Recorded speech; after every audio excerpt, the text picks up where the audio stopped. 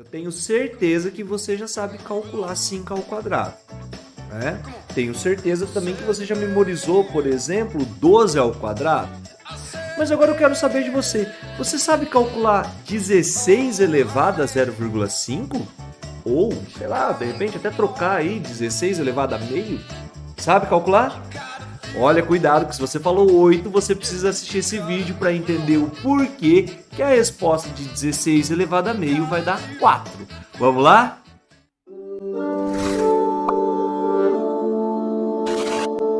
Olá, eu sou o professor Gustavo. Esse é o último vídeo da nossa série de radiciação, no qual eu quero mostrar para você uma importante propriedade que ajuda bastante a gente a resolver algumas situações ou às vezes até mesmo finalizar o exercício, tá bom? Fique ligado nela, grave bem essa propriedadezinha que eu quero chamar de regra da chuvinha, beleza? Você vai entender o porquê já já.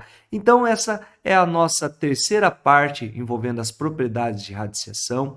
Antes tem uma propriedadezinha aqui que é bom a gente lembrar também, uma propriedade no qual você tem uma radiciação de outra radiciação. Até me lembra um pouco uma propriedade de potenciação que fala potência de outra potência, lembra dela? É muito parecido, inclusive, porque lá nós multiplicávamos os expoentes. Aqui, quando eu tenho uma radiciação de outra radiciação, eu posso multiplicar os índices. Por exemplo, se eu tivesse que calcular a raiz quadrada da raiz cúbica de 8. Eu sei que raiz cúbica de 8 dá 2. Então, ficaria assim, ó, raiz quadrada de 2. Pronto, acabou. Mas vai dar o mesmo resultado se eu multiplicar as duas. Então, ficaria raiz de 2 vezes 3 de 8, que ficaria raiz sexta de 8. Olha lá, ó. Só que, mas por que eu quero fazer desse jeito? Porque eu quero mostrar para você, assim como foi a última aula, mostrando as propriedades para simplificar, nem sempre a gente chega no valor tão bonitinho, né? Um número natural. Aqui, nesse caso, eu poderia trocar o 8 por 2 ao cubo e simplificar por 3, chegando na resposta raiz quadrada de 2. Olha lá, ó. Então, eu posso fazer essa tática, tá vendo? Como chegou no mesmo resultado? Se aqui for 2, né? Raiz quadrada de 2 é a resposta final. Não precisava aplicar tanta propriedade. Mas perceba que dá certinho, ó. Se eu multiplicar os dois índices, olha lá, ó, chega na mesma resposta. Então eu posso fazer isso. Se eu tiver, e não precisa ser igual, né? O mesmo índice, não, pode ser índice diferente. Mas se eu tiver, por exemplo, a raiz quadrada da raiz quadrada de 81, pô, ó, eu já sei que a raiz quadrada de 81 dá 9. Raiz quadrada de 9 vai dar 3. Então, eu poderia calcular também, como é raiz quadrada da raiz quadrada, eu vou fazer 2 vezes 2, a raiz de 81. Então, é a raiz quarta de 81, que eu já sei que vai dar 3. Por quê? 3 vezes 3 dá 9, vezes 3, 27, vezes 3, 81. Ou, se você quiser brincar, se divertir mais um pouquinho, troca o 81 por 9 ao quadrado, que você já conhece. Divide por 2 o índice e o expoente, que é a propriedade que a gente viu no vídeo anterior. Isso aqui vai dar raiz quadrada de 9.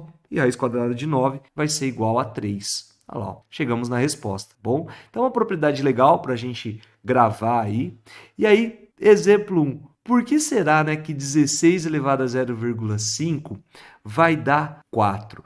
É porque tem uma propriedade. Primeiro, gostaria de passar uma dica para você, que é o seguinte. Sempre que aparecer um expoente decimal, como por exemplo aqui no caso 0,5, lembre de transformar esse valor decimal em uma fração. Isso ajuda bastante. Se você acompanhou os vídeos no nosso canal desde potenciação até esses de radiciação, você deve ter percebido que nós não citamos propriedades envolvendo números decimais.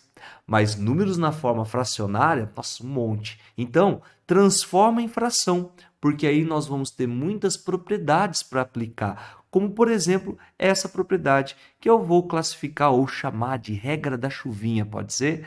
Por que regra da chuvinha? É uma propriedade que permite a gente trocar uma potenciação com expoente fracionário em uma radiciação, ou uma radiciação em uma potenciação de expoente fracionário. Lembrando que propriedade aí, né, ela é válida tanto para a ida quanto para a volta. Então, tanto faz.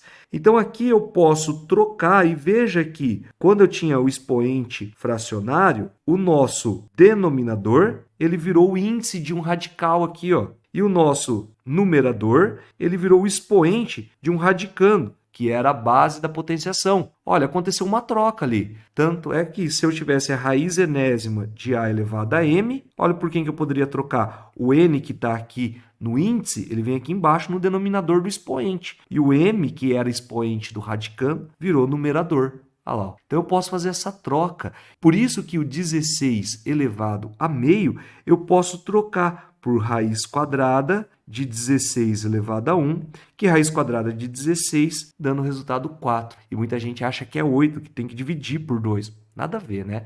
Então, aqui é a propriedade. E por que eu chamo da chuvinha? Por que a gente chama da regra da chuvinha? Porque é o seguinte, as pessoas costumam memorizar algumas coisas que são absurdas, né? Então, essa regrinha é um absurdo que eu vou falar agora, eu sei, mas ajuda a decorar.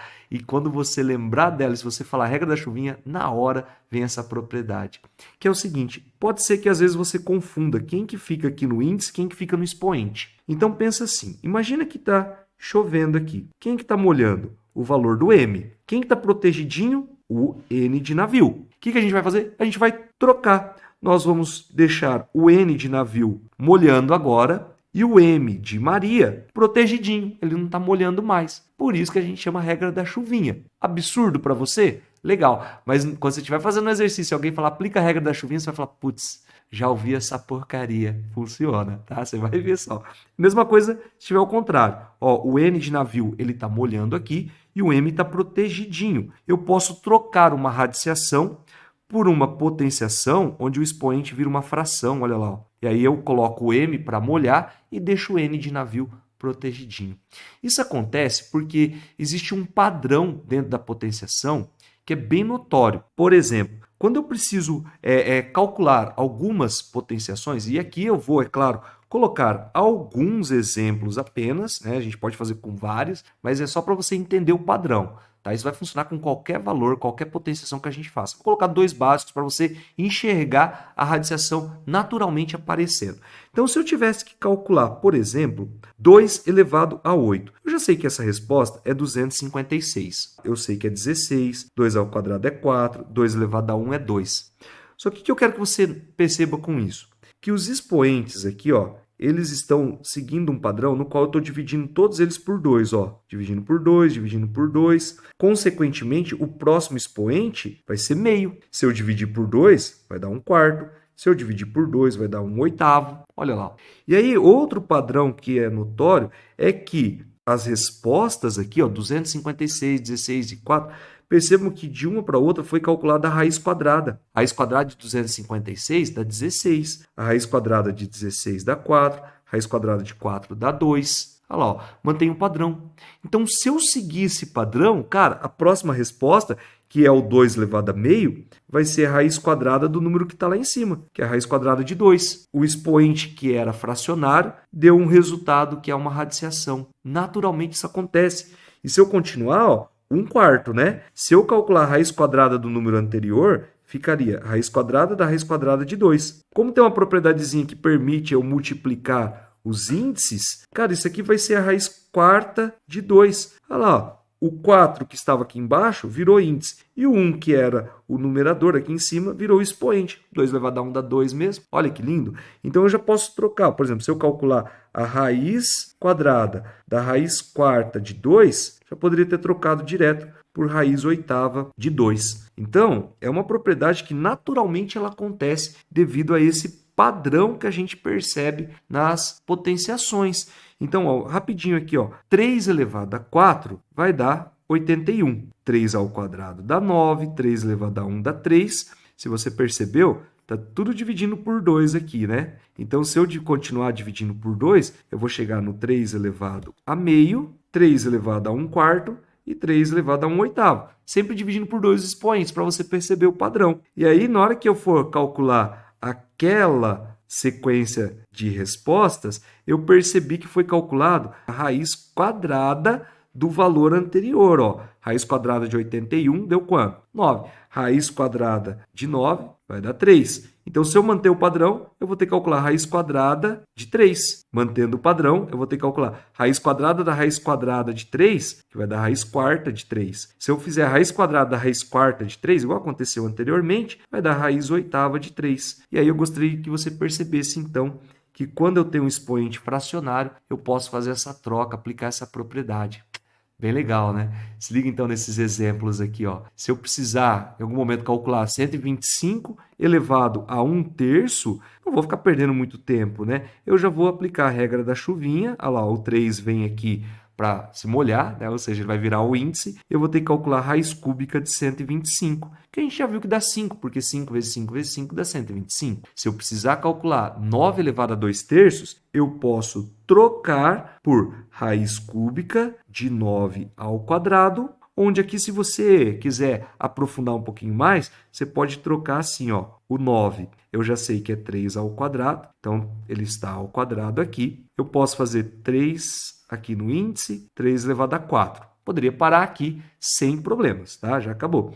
Mas eu posso ainda pensar assim, ó, raiz cúbica de 3 ao cubo vezes 3. Porque aí, usando a propriedade que a gente viu nas aulas anteriores aí, esse 3 ele sai da raiz, sobrando raiz cúbica de 3. Então, eu poderia trocar essa potenciação por essa radiciação. Tá vendo como as propriedades vão acumulando? A gente tem que ter todas elas em mente. Olha lá, se eu tivesse que calcular 9 elevado a 5/3, pô, sem perder muito tempo, vamos só aplicar a regra da chuvinha. Eu vou só trocar. Olha lá, ó, 9 elevado a 5. Aí você pode desenvolver também, trocar por 3 ao quadrado, enfim, e fazer aquelas separações lá.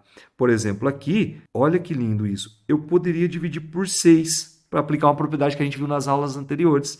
E aí subiria o radical e sobraria 7 ao quadrado. Professor, legal. Mas, e vai dar 49 e tal, mas usando a propriedade que nós estamos vendo, que é a regra da chuvinha, isso também funciona, porque vai ficar 7 elevado ao 12 aqui em cima para molhar e o 6 aqui embaixo para ficar protegido. Ela acaba caindo na fração 12 dividido por 6, que vai dar 7 ao quadrado, que vai dar 49. Então essas propriedades meio que elas se conversam, né? Elas não estão desconectadas, sabe? Então às vezes você está aplicando uma propriedade e uma, na verdade, ela é recorrente da outra. Ela só apareceu porque existe uma propriedade anterior.